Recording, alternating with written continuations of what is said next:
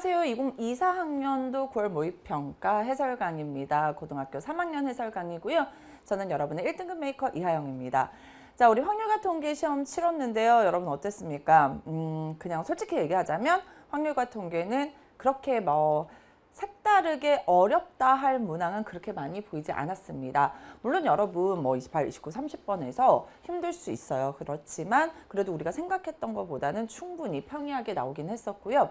그래도 그럼에도 불구하고 여러분 모든 문항들이 다 개념적인 것들 잘 잡고 있어야 되고 굉장히 중요한 문항들이니까 만약에 틀렸다라는 친구들이라면 하나하나 다시 한번 개념 잘 잡고 넘어가셨으면 좋겠고, 그리고 선생님이 우리가 조금 더 알고 있으면 편할 만한 팁을 좀 알려드리려고 해요. 그러니까 여러분 문제들 하나하나 잘 살펴보면서 해설 강의 그렇게 시간 많이 걸리지 않습니다. 그러니까 제대로 짚고 그리고 앞으로 공부 어떻게 해야 될지 고민하시면 좋을 것 같아요. 자, 우선은 우리 이항분포에 대한 문제가 23번 문항으로 출제가 되었고요. 기본적인 2점짜리는 이항 분포에 대한 얘기라던가 아니면 일반적으로 우리가 쉽게 풀 수 있는 문항들로 출제가 되고 있죠. 30,5분의 1을 따를 때 기대값을 물어보고 있습니다. 기대값은 30에다가 얼마를 곱하면 5분의 1을 곱하면 끝나는 문제였어요. 그래서 얘네들 약분할게요. 그러면 정답은 얼마가 된다? 6이 된다라는 거 어렵지 않게 확인할 수 있죠. 이항분포에 대해서 기대값 그리고 분산 그리고 표준 편차 구하는 방법 정도는 여러분 반드시 알고 넘어가셔야 됩니다. 자, 그래서요 우선 23번 문항 이렇게 해결해 봤고요. 이제 24번 문항으로 넘어가 보도록 할게요. 이것도 최단거리 문제입니다. 최단거리로 가는 경로의 수에 대한 문제인데요. 어떻게 하라 그랬냐면 A 지점에서 출발하여 P 지점을 거쳐 B 지점까지 가야 돼. 그러면 A에서 P까지 최단거리로 갈 수 있는 길을 우리가 우선 나타내 봐야 되겠죠. 자, 이 주황색 길로 가야지만 A에서부터 P까지 최단거리로 갈 수 있습니다. 자, 그 다음에 P에서부터 B까지는 어떤 길을 거쳐서 가야 됩니까? 이 보라색 길을 거쳐서 가야 되고요. 자, A에서부터 P까지 갔다가 P에서부터 B까지 가야 되니까 연달아, 잇따라 일어나는 경우의 수에 해당하는 것이고요. 자, 주황색부터 살펴볼게요. 가로로 3칸 그리고 세로로 1칸, 총 몇 칸 가는 거야? 4칸을 가는데 가로로 몇 칸? 똑같은 거 3칸 있으니까 3팩토리얼로 나눠주고요. 연달아, 사실 P에서 B로 가는 거는요. 요렇게 한번 가거나 요렇게 가거나 두 가지죠. 그래서 곱하기 그냥 2를 해주시면 4팩토리얼을 3팩토리얼로 나누면 4가 돼요. 그래서 4 곱하기 2를 하면 정답은 8이 된다라는 거 어렵지 않게 확인할 수 있습니다. 최단거리 문제는요. 기본적으로 여러분 우리 기출문제만 풀어봐도 충분히 다 여러분의 것으로 만들 수 있기 때문에 이 정도 내용으로 잘 정리하고 넘어가시면 좋을 것 같습니다. 자, 이제 25번 문항으로 넘어가 보도록 할게요. 25번 문항입니다. 우선은 여러분 이 25번에서 여러분이 좀 알고 넘어가셔야 될 것이 있어요. 우리가 고등학교 1학년 때 배웠던 집합에 대한 개념을 잘 알고 있으면 이 문제 오히려 굉장히 수월하게 넘어갈 수 있었거든요. 무슨 얘기가 우선 나오는지 한번 봅시다. 두 사건 A, B에 대하여 A와 B의 여사건이 서로 배반 사건이래. A와 B의 여사건이 서로 배반 사건입니다. A와 B가 아니야. 자, 그러면 배반 사건이라는 건 뭐예요? 교집합이 어떤 상태인 거야? 공집합인 상태인 거야. 교집합, 즉 곱사건이 공사건일 때 우리는 서로 배반 사건이라고 하거든요. 자, 그런데 이제 우리가 확률과 통계에서는 사건 입장에서 바라보지만 사실은 이거 우리가 어디서 배웠습니까? 집합에서 충분히 배운 내용이에요. A 교집합 B의 여집합은 우리가 뭐라고 쓸 수 있고 A 차집합 B로 쓸 수 있고 얘가 뭐인 거랑 같아? 공집합인 거랑 같죠. 그럴 때 선생님이 뭐라 그랬어요? A는 B의 부분집합입니다. 그렇기 때문에 A와 B의 교집합은 A가 됩니다. 그리고 A와 B의 합집합은 뭐가 됩니까? B가 됩니다. 이 정도는 여러분이 반드시 알고 넘어가셔야 돼요. 그래서 자, 여기에 해당하는 것들 선생님이 사실은 여러분이랑 1학년 개념을 그렇게 많이 공부하진 않았지만 집합에서 여러분이 이 정도 내용은 알고 있어야 되고요. 자, 그렇다면 이러한 내용들을 가지고 우리가 다시 한번 좀 얘네들을 쳐다보도록 하겠습니다. 지금 보면은요. A와 B의 곱사건의 확률이 5분의 1이라고 했는데 아까 여기서 봤죠. A와 B의 곱사건은요. 뭐랑 같아요? A랑 같아요. 따라서 여기서 우리는 A가 일어날 확률이 5분의 1이구나 라는 것을 바로 알 수 있습니다. 그러면 A가 일어날 확률이 5분의 1이기 때문에 자, B가 일어날 확률은요. 뭐가 돼? 10분의 7에서 5분의 1을 빼주면 얘가 10분의 얼마가 됩니까? 10분의 2가 되어서 10분의 5. 즉 B가 일어날 확률은 2분의 1이 되는 거야. 자, 그러면 여기 한번 다시 살펴볼게요. 얘는 두 개 자리를 살짝 바꾸면 여러분 보일 거예요. B와 A의 여사건의 곱사건의 확률입니다. 그러면 얘는 우리가 뭐라고 배웠냐면 B가 일어날 확률에서 A와 B가 동시에 일어날 확률을 빼주세요 라고 했는데 얘가 바로 뭐예요? 얘가 바로 A이기 때문에 결국 PB에서 PA를 빼라 라는 뜻이야. 즉 PB가 2분의 1이고 PA가 5분의 1이기 때문에 10분의 5-1을 하면 3이 되는구나 라는 것을 어렵지 않게 확인할 수 있어요. 그래서 여러분이 기본적으로 우리가 부분집합과 같은 내용들, 필요 충분 조건인 것들을 알고 있었으면 문제 풀 때 훨씬 더 도움이 많이 됐겠죠. 그래서 여러분이 이렇게 문제 해결하시면 좋을 것 같고요. 25번 문항도 그래서 사실은 뭐 3점짜리 문항이기도 하고요. 배반 사건에 대한 거 여러분 잘 알고 있었다면 충분히 해결할 수 있었던 그러한 유형의 문제였습니다. 자, 26번 문제로 넘어가 보도록 할게요. 26번입니다. 이것도 마찬가지죠. 어느 고등학교 수학시험에 응시한 수험생의 시험 점수는 얘가 확률 변수 x라고 하면 평균이 68점, 표준 편차가 10점인 정규 분포를 따른대요. 그럼 우리 뭐라고 표현해야 돼? x는 정규 분포, 평균이 68, 표준 편차가 10이니까 10의 제곱을 따른다라고 쓸 수 있죠.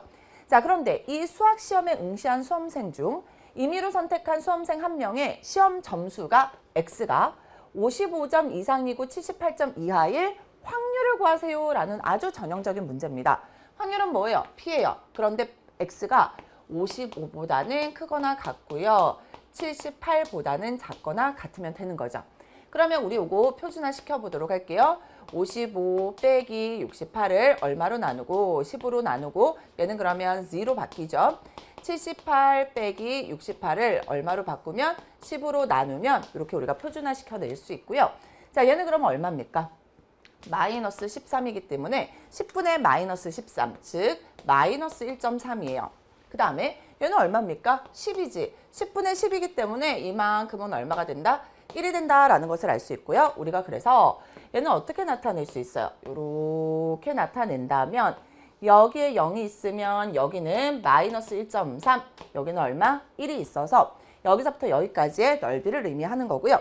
자, 우선은 0에서부터 1까지 요 넓이부터 한번 살펴볼까요? 0에서부터 1까지의 넓이는 0.3413이다 라는 거 알 수 있어요. 그 다음에 우리는 마이너스 1.3에서부터 0까지의 넓이가 뭐랑 같습니까? 1.3까지의 넓이랑 같죠. 어디서부터? 0에서부터 1.3까지의 넓이. 0에서부터 1.3까지의 넓이는 0.4032이기 때문에 얘네 둘을 더해주면 정답이 되게 되는 거죠. 따라서 0.7445가 정답이 되는구나 라는 것을 알 수 있습니다. 그래서 기본적으로 26번 문항까지는요, 여러분 절대 틀리면 안 되는 문항이에요. 그래서 전형적으로 우리가 많이 연습했었던 내용이기 때문에 이렇게 정리하고 넘어가면 좋을 것 같고요. 표준화시키는 내용들 이런 것들 여러분 좀 잘 짚고 넘어가시면 좋을 것 같습니다. 자, 이제 27번 문항으로 넘어가 보도록 할게요. 27번째 문항인데요. 이 문제는 여러분 이제 조금 3점짜리 치고는 그래도 조금 어렵게 느껴졌을 겁니다. 우리가 일반적으로 함수가 나오는 순간 좀 불편해. 그죠? 자, 그래서 문제 한번 볼게요. x가 1, 2, 3, 4에서 1, 2, 3, 4, 5, 6, 7로 대응되는 함수래요. 그런데 조건을 잘 보셔야 됩니다. 뭐라 그랬냐면 x에서 y로의 모든 1대1 함수 중에서 임의로 하나를 선택할 때라고 했어. 그러니까 분모는 뭐가 돼야 됩니까? 1대1 함수가 되어야 돼요. 그러면 1, 2, 3, 4에서 1, 2, 3, 4, 5, 6, 7로 대응되는 1대1 함수가 뭐예요? 자, 이렇게 한번 다시 봅시다. 1대1 함수 우리 마지막으로 점검할게요. 1, 2, 3, 4에서 y가 있어서 1, 2, 3, 4, 5, 6, 7로 갈 거야. 1대1 함수라는 건 만약에 1이 누군가와 대응이 됐으면 2, 3, 4는 1과 대응된 i와 대응되면 돼, 안 돼? 안 된다는 거야. 자, 그러면 1 입장에서 먼저 생각할게요. 1 입장에서 생각하면 1부터 7까지 아무나 대응돼도 되죠. 그러니까 1이 선택할 수 있는 건 7가지 경우가 있어.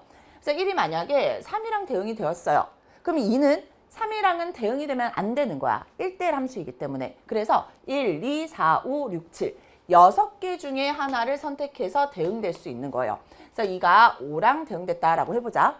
그러면 3은요. 3이랑 5랑은 대응되면 안 되는 거야. 그래서 1, 2, 4, 6, 7 5개 중에 하나를 선택해서 대응하면 되겠지. 그래서 3이 4랑 대응됐다라고 하면 4는요 남은 1, 2, 6, 7 중에 하나랑 이렇게 대응되면 돼. 그래서 4가지 경우가 있게 되는 거죠. 그래서 1대1 함수라고 얘기를 하면은요 우리가 공역의 원소 몇 개예요? 7개 중에서 몇 개, 4개를 선택해서 줄 세워주는 7 permutation 4와 같다라는 것을 여러분이 알고 있으면 돼요. 자, 그래서 분모는 7 permutation 4, 즉 7 곱하기 6 곱하기 5 곱하기 4가 되겠구나라는 것은 우리가 우선 알고 시작할 수 있어요. 그런데 가조건이 매우 좋습니다. 뭐라고 했냐면 이는요 무조건 2랑 대응된대요. 끝났어.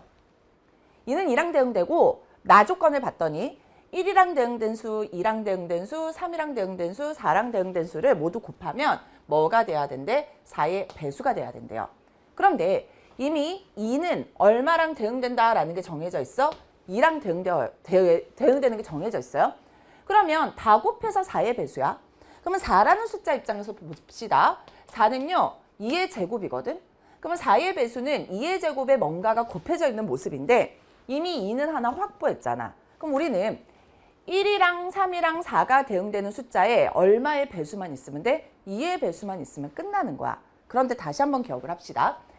얘네들은 무슨 함수만 우리가 바라볼 거야? 1대1 함수만 바라볼 거야. 그렇기 때문에 2가 2랑 대응됐다라고 했기 때문에 더 이상 1, 3, 4는 2랑은 대응될 수 없겠지. 자, 그럼 이제 남은 애들을 볼게요. 1, 3, 4는 적어도 2의 배수 하나는 있어야 되는 거야. 그래서 쳐다보세요. 2의 배수를 봤더니 누구랑 누가 있어? 4랑 6이 있잖아. 즉 1이랑 3이랑 4가 대응되는 숫자는 적어도 누구와? 4 또는 6이랑은 대응이 되어야 되겠구나라는 것을 알 수 있게 되는 거예요. 자, 그러면 우리 다시 볼게. 또는 이라는 말이 나왔어. 그럼 복잡해. 왜? 4만 대응돼도 돼요.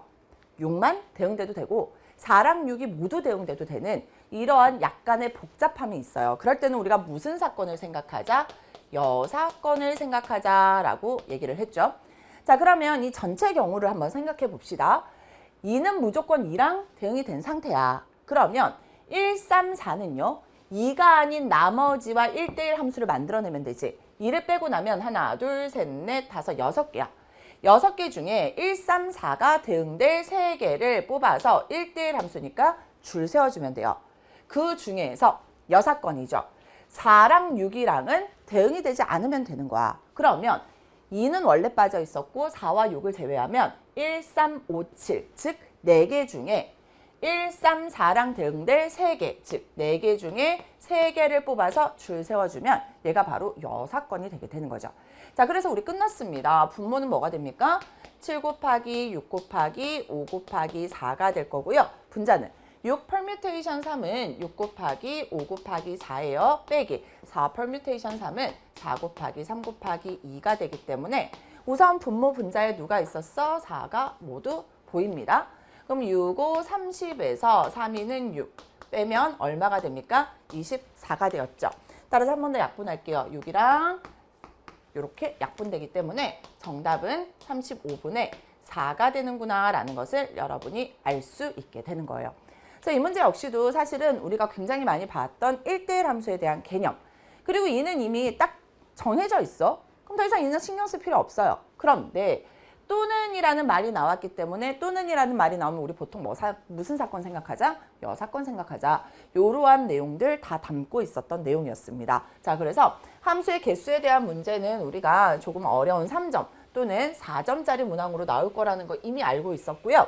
1대1 함수에 대한 건 여러분이 기본적으로 공식처럼 알고 있으면 좋을 것 같고요. 나머지 내용들 다시 한번 정리하시면 좋을 것 같아요. 자, 이렇게 우리 27번 문항까지 해결해 봤고요. 이제 28번째 문항으로 넘어가 보도록 하겠습니다. 이 문제 역시도 여러분이 이게 표본 평균의 확률이기 때문에 살짝 어려울 수 있어요. 그런데 선생님이 이런 얘기를 정말 누누이 많이 강조했습니다. 우리가 문제 해결 과정을 좀 잘 정리해 놓기만 한다면 생각보다 문제는 괜찮아요. 자, 그래서 다시 한번 보자. 주머니 A에는 숫자 1, 2, 3이 하나씩 적힌 3개의 공이 들어있고요. 주머니 B에는 숫자 1, 2, 3, 4가 하나씩 적힌 4개의 공이 들어있습니다. 그런데 두 주머니 A, B와 뭐가 하나 더 나옵니까? 주사위가 하나 더 나와서 다음 시행을 한대요.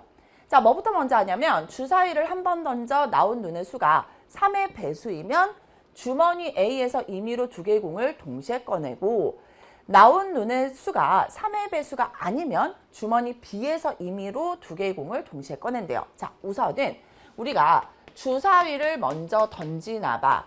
그 다음에 어디로 가는 거야? 주머니로 가는 거죠. 그런데 주사위를 던져서 나온 눈의 수가 3의 배수 얼마입니까? 3 또는 6이면 주머니 어디로 가는 거야? A로 가는 거야.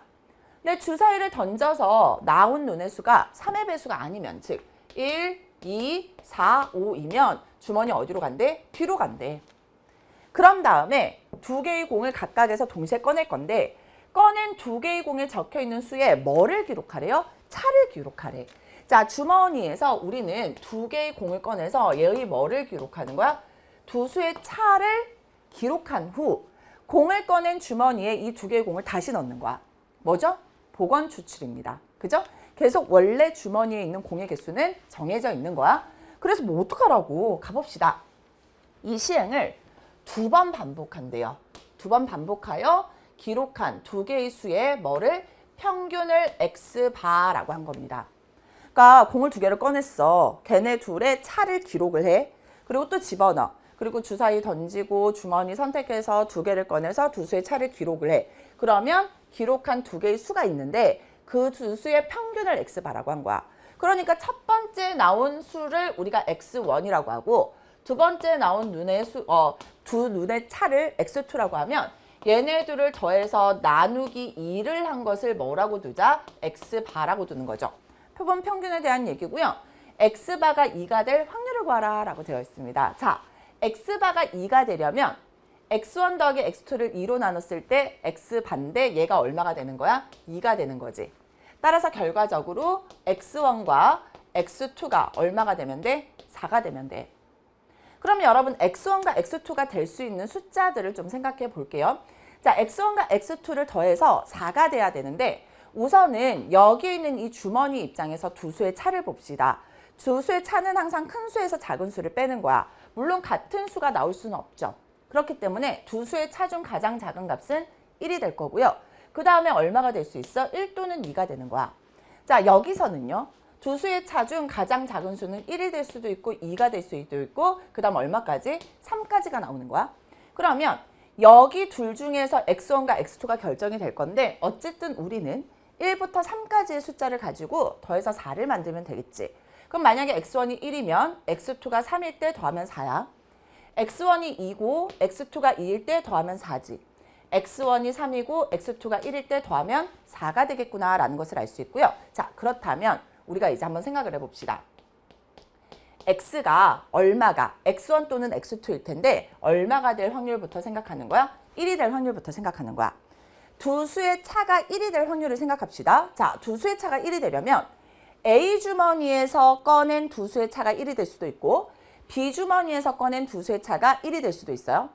자, 뭐예요? 선생님이 또는이라 그랬어? 그러면 A 주머니에서 꺼내려면 주사위를 얼마를 던져야 돼? 3 또는 6을 던져야 돼. 즉 6개 중에 얼마입니까? 3 또는 6. 2니까 얘는 얼마? A 주머니를 선택하려면 우선 3분의 1이 될 겁니다. 자, 이제 A 주머니에서 3개의 공 중에 몇 개를 꺼낼 거야? 2개를 꺼낸 거야. 그러면 3개의 공 중에서 2개를 꺼낼 건데 두 수의 차가 얼마이고 싶어? 1이고 싶어. 어떻게 꺼내야 돼? 1, 2를 꺼내거나 2, 3을 꺼내는 거죠. 몇 가지? 2가지. 또는 이번에는 주사위를 던져서 1, 2, 4, 5, 즉 6개 중에 4개를 선택하는 거야. 그럼 얘는 얼마예요? 3분의 2만큼이지.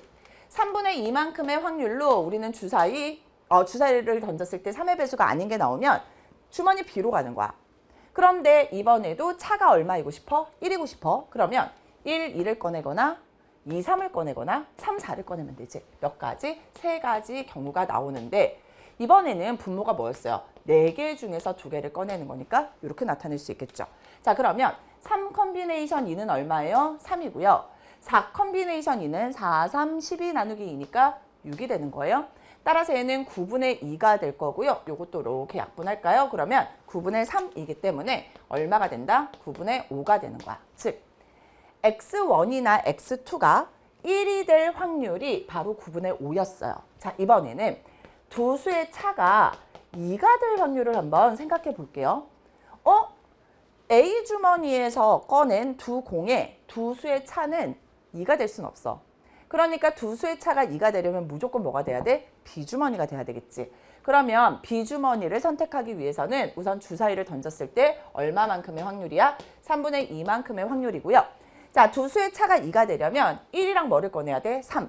그 다음에 2랑 4를 꺼내야 되죠. 따라서 몇 가지 경우가 돼요? 두 가지 경우인데 아까 우리 뭐였어? B 주머니는 4 컨비네이션이었기 때문에 얘는 6이었던 거야. 그래서 얘네들 약분하면 얼마가 된다라는 것을 알 수 있어요. 9분의 2가 된다라는 것을 알아낼 수 있게 되는 겁니다. 됐죠? 자, 이번에는 두 수의 차가 3이 될 확률을 계산해 볼게요. 자, 여러분이 여기서 한번 보면은요. 선생님 잘못 계산했네. 두 수의 차가 2가 될 확률 하나 더 있네. 자, 선생님이 아까 A 주머니에서 두 수의 차 2가 될 수 있잖아. 자, 그러면 여기에다가 A 주머니를 나중에 계산할게요. 선생님이 3이랑 헷갈렸어요. 자, 2가 되려면 A 주머니를 선택하기 위해서는 3분의 1이 될 거고요. A 주머니 공 3개 중에 2개를 선택했으니까 3이 될 건데 두 수의 차가 2가 되려면 뭡니까? 1이랑 3을 꺼내야 되죠. 그래서 몇 가지? 한 가지가 나오게 되는 거야. 자, 그러면 얘는 9분의 2, 9분의 1이니까 9분의 얼마가 되어서 3이 되어서 3분의 1이 되는구나 라는 것을 알아낼 수 있습니다. 자, 이제 마지막입니다. 두 수의 차가 이번에는 3이 될 확률이야. 자, 이것만큼은 이제 알겠지?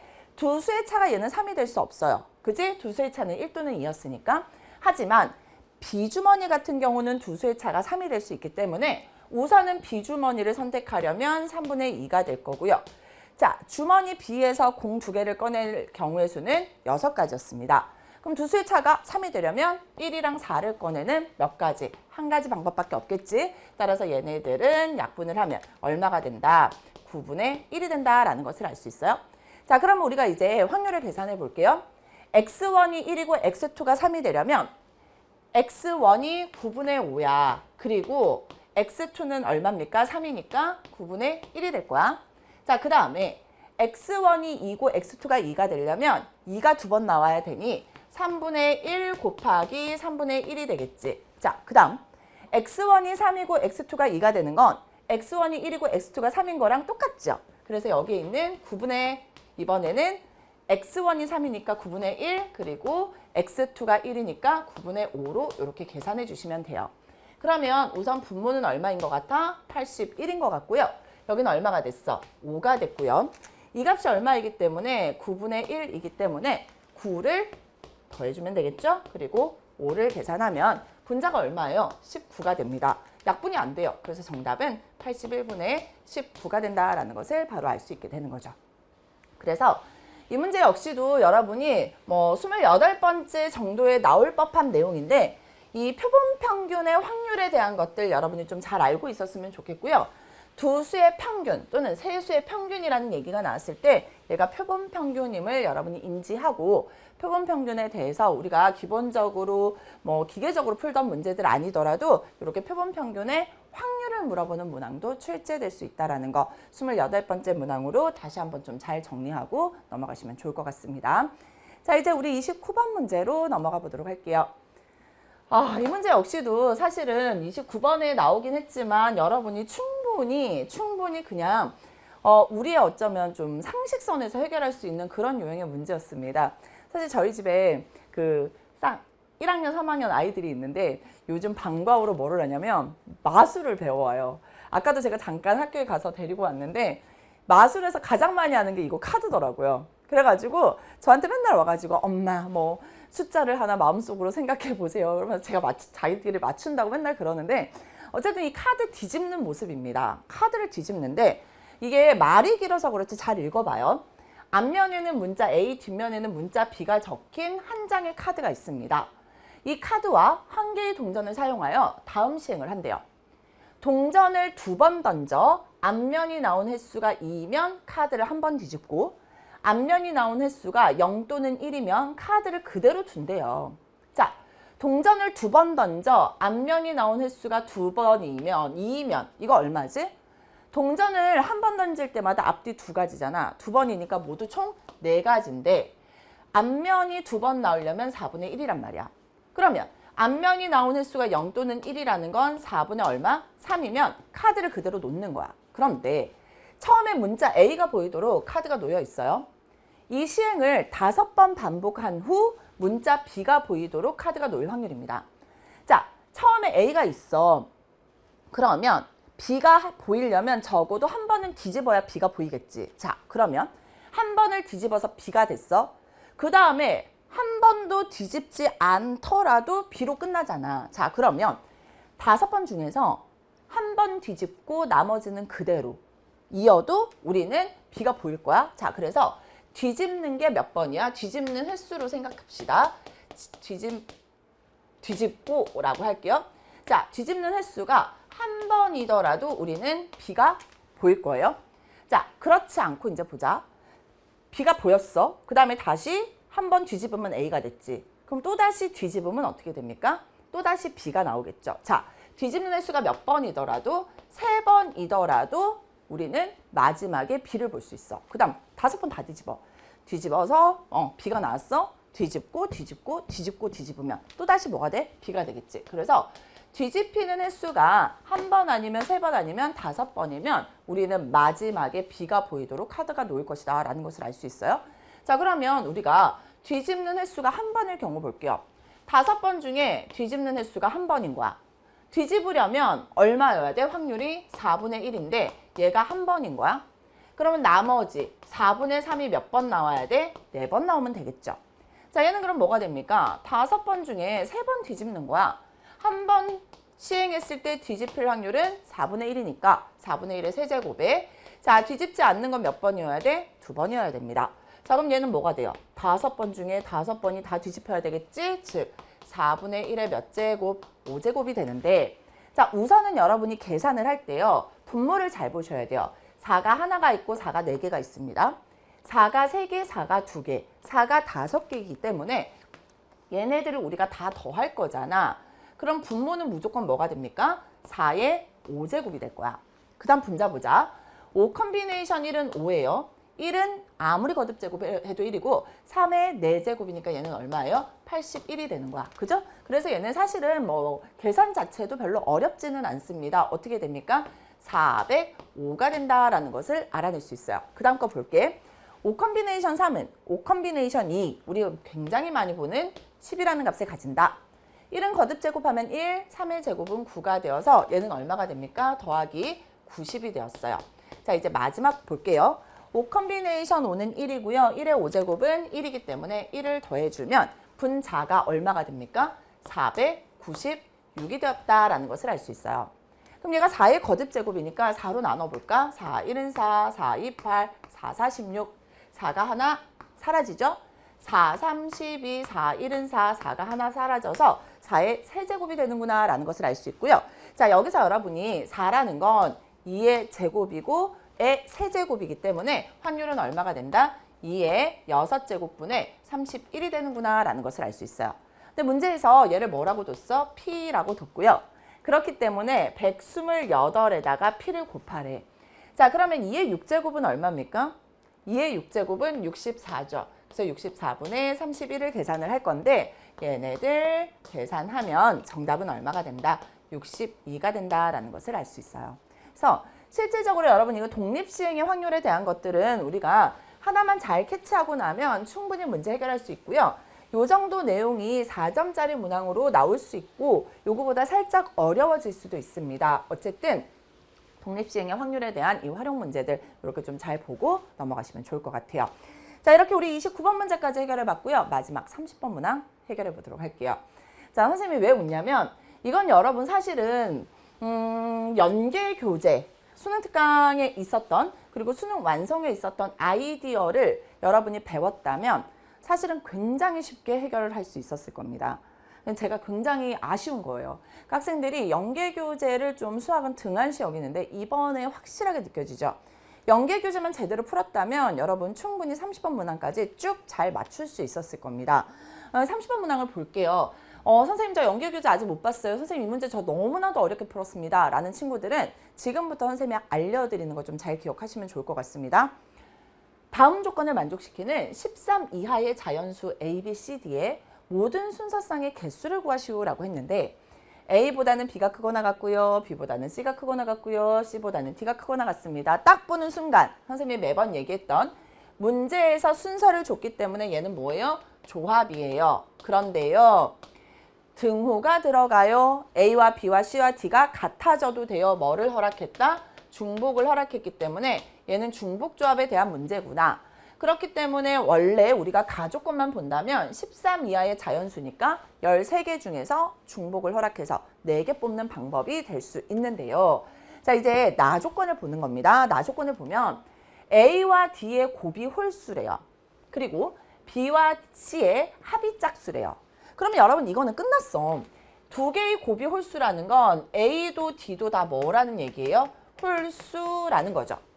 그런데 B와 C의 합은 짝수래. 그러면 B와 C의 합이 짝수, 두 수의 합이 짝수라는 건 뭐일 수 있어? 홀수 더하기 홀수일 수 있고 둘 다 뭐일 수 있는 거야? 둘 다 짝수일 수 있는 거야. 그럼 여러분 어떻게 문제 해결합니까? 모두 다 홀수인 경우. 그 다음 A, D는 홀수고 B, C는 짝수인 경우로 나눠서 문제 해결하면 되겠구나. 여기까지도 아이디어 괜찮아요? 자, 그렇다면 A, B, C, D 입장에서 모두 다 홀수인 경우를 한번 생각해 볼게요. A, B, C, D가 모두 홀수입니다. 그런데 뭐를 만족해야 돼? A보다는 B가 크거나 같고 B보다는 C가 크거나 같고 C보다는 D가 크거나 같아야 된대. 그럼 모두 홀수이기 때문에 1보다 크거나 같고 13보다 작거나 같은 자연수 입장에서 홀수는 뭐가 있습니까? 1, 3, 5, 7, 9, 11, 13이 있죠. 즉 하나, 둘, 셋, 넷, 다섯, 여섯, 7개에서 중복을 허락해서 몇 개 뽑는 방법? 4개 뽑는 방법이야. 즉 7개에서 중복을 허락해서 4개 뽑는 방법이니 2개 더하면 11 빼기 1하면 10 컨비네이션 4가 될 거고요. 요거 계산해 보도록 할게요. 10 곱하기 9 곱하기 8 곱하기 7을 얼마로 나눠주면 돼? 4 곱하기 3 곱하기 2로 나누어 주면 4, 2, 8 사라집니다. 3, 3은 9, 3, 7, 21에다가 10을 곱했으니 210이 되는구나 라는 것을 알 수 있어요. 자, 그런데 이제 다음 케이스를 여러분이 반드시 좀 잘 알았으면 좋겠어요. 자, 지금 어떻게 됐냐면 A는 뭐예요? 홀수예요. 그 다음에 B는 짝수입니다. C도 짝수예요. 그 다음에 D는 어떤 경우야? 홀수인 경우야. 이거 여러분 어떻게 풀었습니까? 자, 여러분 잘 보면은요. 우선은 얘네들은 짝수이기 때문에 B보다 C가 더 크거나 같은 거 여기서 이렇게 생각할 수 있어. 자, 그리고 선생님 당연히 A보다는 B가 크거나 같고 C보다는 D가 크거나 같은 것도 생각할 수 있잖아요. 자, 그런데 홀수랑 짝수가 있기 때문에 얘네들은 같아질 수 있습니까? 없습니까? 얘네들은 절대 같아질 수가 없어. 그래서 우리는 어떻게 생각할 수 있냐면 이렇게 되겠구나라는 것은 알아낼 수 있습니다. 홀수보다 큰 짝수 중에 홀수랑 짝수랑 같아질 수는 없는 거야. 같은 이유로 짝수보다 큰 홀수 중에 짝수랑 홀수가 같아질 수 없으니 실질적으로는 홀짝짝 홀이면 이렇게 될 수밖에 없는 상황인 거야. 자, 그럼 여러분 이제 지금부터 머리가 아파지기 시작하는 거야. 선생님 이거 어떻게 해야 되나요? 자, 그러면 이렇게 생각하는 거예요. 자, 여러분이 이게 바로 연계교재에서 나왔던 아이디어인데요. 홀수랑 짝수 입장에서 우리는 사실은 뭐만 생각하면 돼? 경우의 수만 찾아내면 돼요. 이게 모두 몇 가지냐만 찾아내면 되잖아. 그러면 홀수야, 짝수야, 크거나 같다라는 아이디어 입장에서 생각해보면 A에다가 얼마를 더하면 1을 더하면 짝수가 되면서 A 플러스 1보다는 B가 크거나 같겠지. 무조건. 그죠? 자, 그리고 B보다는 C가 크거나 같을 거고요. 자, 그렇다면 D 입장에서 C를 바라봐. 홀수였기 때문에 같거나 크게 되려면 D에서 얼마를 빼면 홀수에서 1을 빼면 짝수가 되어서 이러한 조건을 만족할 거 아니에요. 자, 그렇게 되면 A 플러스 1이 뭐로 변신이야? 짝수로 변신이야. 그리고 얘네들은 원래 짝수야. 홀수에서 1을 뺐기 때문에 얘도 뭐로? 짝수로 변신인 거야. 그래서 우리는 A 플러스 1이 뭔지만 결정되면 예를 들어 A 플러스 1은 짝수야.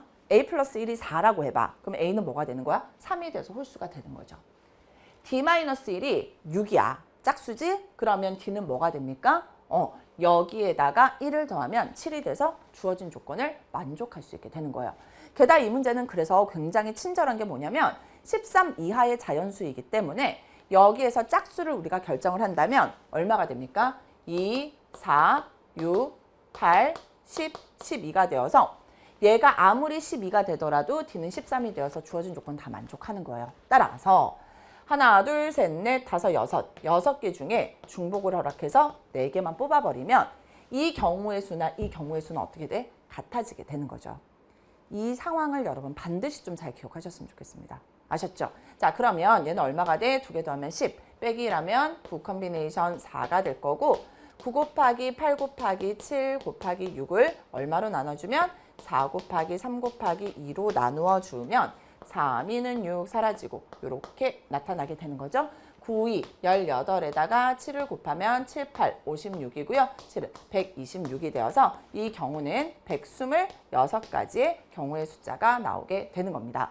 자, 그래서 210가지랑 126가지를 더하면 336이 우리가 구하려는 경우의 수가 되는구나라는 것을 알 수 있어요. 그래서 여러분 이 문제에서는요. 반드시 이 부분에 대한 얘기들 좀 알고 넘어가시면 좋아요. 자, 기본적으로 선생님 다시 얘기하지만 몇 가지냐? 순서상의 개수를 구하는 문제예요. 그러니까 A와 D를 구하는 게 아니라 순서상의 개수니까 개수 입장에서 같게 되려면 어떻게 되는지 그리고 내가 좀 더 편하게 접근하려면 어떻게 되는지 요거를 여러분이 아이디어적인 것을 좀 잘 잡고 가시면 충분히 30번 문항도 해결하실 수 있었을 겁니다. 자, 어쨌든 선생님이 지금 선택 과목 확률과 통계 풀어드렸는데요. 한 36분 정도 걸렸습니다. 선생님 열심히 설명해서 그런데요. 여러분 시험장에서는 이거보다 훨씬 적게 걸릴 겁니다. 그렇게 되도록 연습하셔야 돼요. 그리고 지금 봐서 알겠지만 28번째, 29번째, 30번 가면서요. 어떤 문제가 더 쉽고 어렵고 전혀 느껴지지 않아요. 그죠? 그렇기 때문에 반드시 여러분 1번 문항부터 30번 문항까지 싹 다 도전해 보시기를 꼭 바라겠습니다. 자, 남은 시간 동안 여러분 사실 시간 관리하는 게 굉장히 많이 중요합니다. 이게 예전 시험과는 다르게 시간 관리가 굉장히 중요한 시험으로 약간 바뀌었어요. 그렇기 때문에 선생님이 실전 모의고사에서 실질적으로 여러분 9월 모의평가 요 내용들 다 다시 담아서 실전 모의고사 문제들 준비하고 있거든요. 여러분 그 문제들을 가지고 시간 관리하는 거, 배분하는 연습들 좀 충분히 많이 하신다면 충분히 좋은 결과 있을 겁니다. 선생님은요 하이퀄 모의고사에서 여러분 다시 만나도록 할게요.